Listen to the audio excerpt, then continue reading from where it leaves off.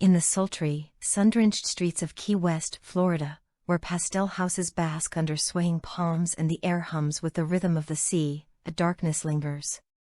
It is not a darkness born of night or storm, but one that clings to a single, unassuming object, a straw-stuffed doll dressed in a faded sailor suit, its black eyes gleaming with an unnatural awareness. This is Robert the Doll, a name that sends shivers down the spines of locals and tourists alike. For over a century, Robert has been whispered about in hushed tones, his legend growing with every tale of misfortune, fear, and inexplicable phenomena. This is not just a story of a haunted doll, it is a descent into the heart of terror, a chronicle of a malevolent force that defies reason and challenges the boundaries of the natural world. This is the true story of Robert the Doll, the most haunted doll in the world. The year was 1904. And Key West was a vibrant island community, its streets alive with the chatter of fishermen, the clink of glasses in saloons, and the laughter of children playing under the banyan trees. At 534 Eaton Street, the Otto family lived in a grand Victorian home, its wraparound veranda and towering turret a testament to their prominence in the town. Robert Eugene Otto, known to all as Gene, was a precocious 4-year-old with a mop of dark hair and a vivid imagination. Born on October 25, 1900, Gene was the cherished son of Thomas and Minnie Otto, a wealthy couple whose influence stretched across the island. Their home, later known as the Artist House, was a place of warmth and privilege, but it was also a place where shadows would soon take root.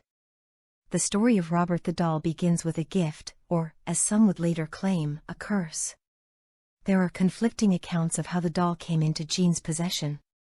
The most widely accepted version tells of Gene's grandfather, a well-traveled man, purchasing a life-size doll from the Steiff Company in Germany during a trip abroad. The Steiff Company, renowned for its finely crafted toys, had created the doll as part of a display, possibly a jester or clown, its straw-filled body dressed in a sailor suit that mirrored one Gene himself wore as a child. The doll stood 3 feet tall, its face a patchwork of worn fabric, with a nub of a nose and beady black eyes that seemed to follow you. Clasped in its lap was a small stuffed dog, its own eyes unnaturally large, its tongue lolling in a grotesque parody of playfulness. But there is another, darker version of the story, one whispered by the locals of Key West. They say the doll was not a gift from a loving grandfather but a creation of malice, crafted by a Bahamian servant who worked for the Otto family. This woman, whose name has been lost to time, was said to have been mistreated by the Ottos, her grievances ignored by the wealthy family. In retaliation, she imbued the doll with voodoo and black magic, stitching it with curses meant to bring ruin to those who owned it. Whether this tale is true or a product of island folklore, one thing is certain: when Gene received the doll on his 4th birthday, he was enchanted. He named it Robert, after himself, and the two became inseparable. Gene carried Robert everywhere, dressing him in tiny outfits, building him a miniature chair, and even giving him a teddy bear of his own. The doll was more than a toy, it was Gene's confidant, his constant companion. But as the years passed, the Otto household began to notice something unsettling about Robert. Servants whispered of strange occurrences, objects moved inexplicably, glass shattered in the night, and soft giggles echoed from empty rooms. Gene, too, seemed changed. He spoke to Robert as if the doll could understand, and sometimes, the household swore they heard a different voice, a low, guttural tone, responding. One night, when Gene was 10, his mother, Minnie, was jolted awake by her son's screams. She rushed to his room only to find the door locked. After several agonizing moments, she forced it open to find Gene curled on his bed, trembling, his room in chaos. Furniture was overturned, books strewn across the floor, and at the foot of the bed sat Robert, his black eyes fixed on the boy. "Robert did it," Gene sobbed, pointing at the doll. Minnie dismissed it as a child's imagination, but the incident left her uneasy. It was not the last time Robert would be blamed for chaos in the Otto home. As Gene grew older, his bond with Robert deepened, but so did the unease that surrounded the doll. Neighbors reported seeing Robert's silhouette in the windows of the Otto home, moving from one side to another when no one was near. Servants claimed to hear footsteps in the attic, where Robert was sometimes stored when Jean was at school. Most disturbingly, Jean's parents began to notice their son speaking in two distinct voices, one his own, bright and boyish, and another, deeper and more menacing, that seemed to come from nowhere. The Otto household became a place of tension. Minnie, in particular, grew to loathe Robert, convinced that the doll was more than it seemed.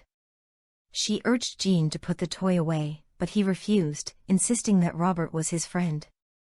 When Jean misbehaved, breaking a vase, spilling ink, or leaving toys scattered, he would point to Robert and say, "Robert did it." At first, the family indulged him, chalking it up to childish fancy, but as the incidents grew more frequent and inexplicable, their patience waned. One chilling event occurred when a neighbor, walking past the Otto home at dusk, saw Robert's face pressed against a second-story window, his expression twisted into a smirk. The neighbor, a superstitious woman, crossed herself and hurried away, later swearing that no one was home at the time. Another time, a maid claimed to have seen Robert run across the hallway, his straw-filled legs moving with unnatural speed. When she reported this to Minnie, she was dismissed, but not before warning the family that the doll was not right. By the time Jean was a teenager, the stories of Robert's malevolence had spread beyond the Otto household. Key West, a small island where gossip traveled faster than the trade winds, buzzed with tales of the haunted doll. Some said it was the work of voodoo, others that Jean's obsession had somehow given the doll a life of its own. Whatever the cause, Robert's presence cast a long shadow over the Otto family, and their once happy home became a place of dread. Jean Otto was no ordinary boy. As he grew into a young man, his talent for art became evident. He studied painting in New York and Paris, leaving Robert behind in the attic of the Eaton Street house. But even in his absence, the doll's influence lingered. Servants reported hearing giggles and footsteps, and guests at the Otto home complained of an oppressive feeling, as if they were being watched. When Jean returned to Key West in 1930, newly married to Annette Parker, he brought with him dreams of a quiet life as an artist. But Robert had other plans.